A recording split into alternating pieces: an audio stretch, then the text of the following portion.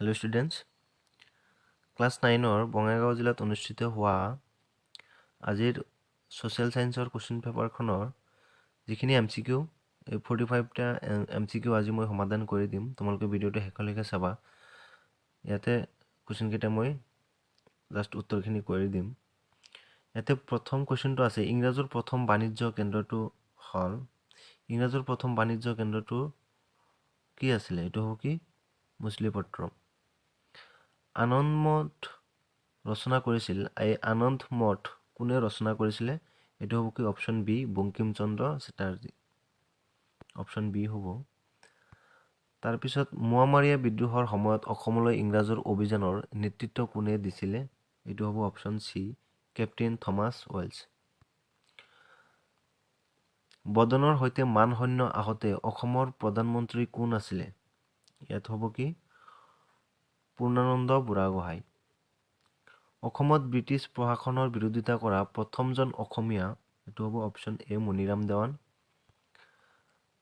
ভাৰত চৰকাৰ আইন প্ৰণয়ন কৰা হৈছিলে, এটো হ'ব কি অপচন এ 1858 চনৰ 2 আগষ্ট তাৰিখে। উদৰ ঘোষণাপত্ৰ তলৰ কোনটো বিষয়ৰ লগত জড়িত? ইয়াতে অপচনখিনি দিয়া আছে। এই উদৰ যিটো ঘোষণাপত্ৰ সেইটো হল শিক্ষাৰ লগত জড়িত।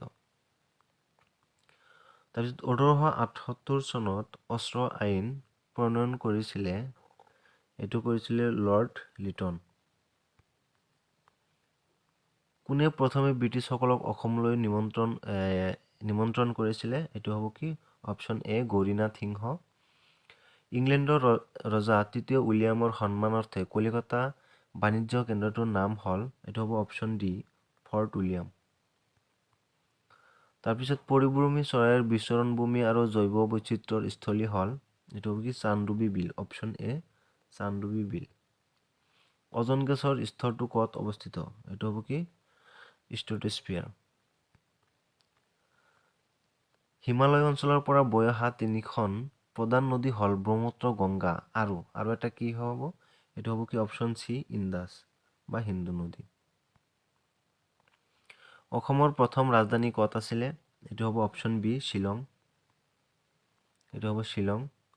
তাৰপিছত পৃথিৱীৰ খোলাটো গঠিত হোৱা ফলকবোৰ গতিশীল হোৱাৰ কাৰণে প্ৰধানকৈ সৃষ্টি হয়, মানে কি সৃষ্টি হয়? এইটো হ'ব কি অপচন বি ভূমিকম্প আৰু আগ্নেয়গিৰি। জাপানত প্ৰলয়ংকাৰী ছুনামি কিমান চনত হৈছিল? এইটো হ'ব অপচন চি 2011 চনত।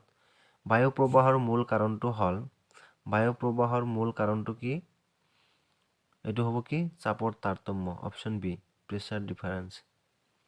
পৃথিৱীৰ উপকূল ৰেখাৰ সৰ্বমুঠ দৈৰ্ঘ্য প্ৰায়, এইটো কি 0.5 নিযুত কিলোমিটাৰ। কি যন্ত্ৰৰ সহায়ত বায়ুৰ চাপ জোখা হয়? এইটো হ'ব অপচন বি বেৰোমিটাৰ।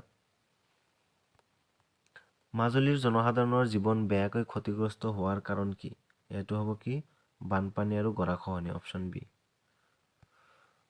তাৰপিছত প্ৰাচ্যৰ প্ৰশান্ত মহাসাগৰীয় উপকূল অঞ্চলৰ ঘূৰ্ণীবতাহৰ নামটো হল, এইটো হ'ব কি টাইফুন।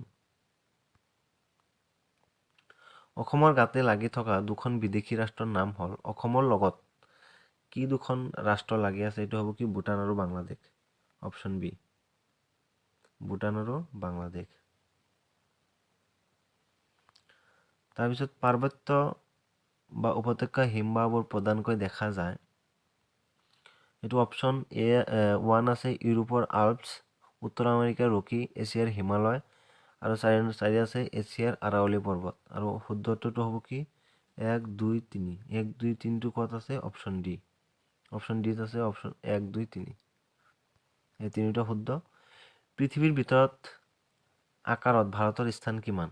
এইটো হ'ব কি অপচন চি সপ্তম। হোমস্ফিয়াৰ আৰু হেটেৰোস্ফিয়াৰৰ মাজৰ সীমাটোৰ নাম কি? এইটো হ'ব কি মেছপজ।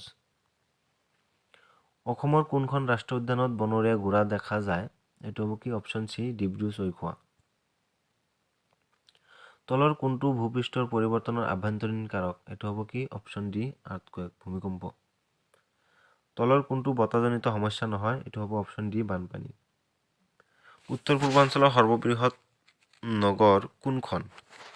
এইটো হ'ব গুৱাহাটী। ভাৰতবৰ্ষ কোনখন মহাদেশৰ অন্তৰ্গত? এইটো হ'ব এছিয়া মহাদেশ।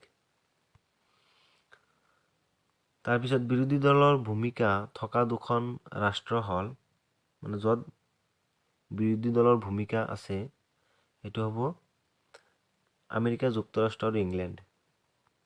ভাৰতৰ প্ৰথমটো আঞ্চলিক দল হ'ল অপশ্যন ডি DMK, দ্ৰাবিড় মুন্নেটা কাজাগম। চৰকাৰৰ শ্ৰেণী বিভাজন কৰা প্ৰথমগৰাকী ৰাজনৈতিক দাৰ্শনিক হ'ল অপশ্যন এ প্লেটো। বৰ্তমান বিশ্বৰ আটাইতকৈ জনপ্ৰিয় চৰকাৰ কোনবিধ? এইটো হ'ব ডেমক্ৰেচি বা গণতন্ত্ৰ। তলৰ কোনজন অৰ্থনীতিবিদ? এইটো হ'ব কি আদাম স্মিথ। জোনবিল মেলা কোনখন জিলাত অনুষ্ঠিত হয়? মানে জোনবিল মেলাটো কোনখন জিলাত? Option D Morigaon. একেৰাহে দৰ স্তৰ বৃদ্ধি হোৱা অৱস্থাকে কি বুলি কোৱা হয়? এইটো অপশ্যন বি ইনফ্লেশ্যন বা মুদ্ৰাস্ফীতি। 2011 চনৰ লোকপিয়ল মতে অসমৰ জনসংখ্যা হ'ল কিমান? Option B 3,12,00,000। মেঘালয়ৰ চেৰাপুঞ্জীত বছৰি 1.5 চেণ্টিমিটাৰ বৰষুণ হয়। এইটো হ'ব কি? Option D 1250 centimetre. ভাৰতৰ কিমান শতাংশ লোক কৃষিজীৱী? 70%। ভাৰতৰ ভিতৰত আটাইতকৈ জনবহুল ৰাজ্যখন হ'ল, মানে কোনখন ৰাজ্যত জনসংখ্যা বেছি? এইটো হ'ব UP। জেনকিন্সে নামনি অসমক ডেৰ জিলাত বিভক্ত কৰিছিল? এইটো হ'ব কি? গোৱালপাৰা, দৰং আৰু কামৰূপ। তলৰ শুদ্ধ বিকল্পটো বাছি উলিওৱা। ইয়াতে চোৱা, বিহাৰৰ লগত কেলকাতা আছে, বা বিহাৰৰ লগত কলকাতা, মহাৰাষ্ট্ৰৰ লগত মুম্বাই, মেঘালয়, ইম্ফল, ৰাজস্থান, ৰায়পুৰ। ইয়াত আমি বুজিব লাগিব কি সেইখন ৰাজ্যৰ ৰাজধানী। গতিকে বিহাৰৰ ৰাজধানী কলকাতা, এইটোতো হ'ব নোৱাৰে। মহাৰাষ্ট্ৰৰ ৰাজধানী মুম্বাই, এইটোৱে হয়। তাৰপিছত বাকী দুটা চাওঁ, মেঘালয় ইম্ফল নহয়, ৰাজস্থান ৰায়পুৰ নহয়, জয়পুৰ মেঘালয় শ্বিলং। গতিকে অপশ্যন বি হ'ব শুদ্ধ। মহাৰাষ্ট্ৰৰ ৰাজধানী মুম্বাই, এইটোৱে শুদ্ধ। ব্ৰিটিছে ব্ৰহ্মপুত্ৰ উপত্যকাত প্ৰৱেশ কৰিছিলে? এইটো হ'ব কি? ঢাকা আৰু দৰং হৈ, অপশ্যন এ। ভাৰতৰ প্ৰথমটো টেলিগ্ৰাফ ব্যৱস্থাৰ প্ৰৱৰ্তন হয় কলিকতা আৰু ডায়মণ্ড হাৰ্বাৰৰ মাজত। গতিকে এইখিনি আছিলে কুৱেশ্যন, MCQ খিনি সমাধান কৰি দিলোঁ। তোমালোকে যদি বঙাইগাঁও জিলাৰ হৈ থাকা তেতিয়াহ'লে তোমালোকে মিলাই ল'বা কিমানখিনি শুদ্ধ হৈছে আৰু কিমানখিনি ভুল হৈছে। আৰু যদি বেলেগ জিলাত থাকা, যদি পৰীক্ষা এতিয়ালৈকে হোৱা নাই, তোমালোকে চাব পাৰা, ইয়াৰ পৰা কুৱেশ্যন আহিব।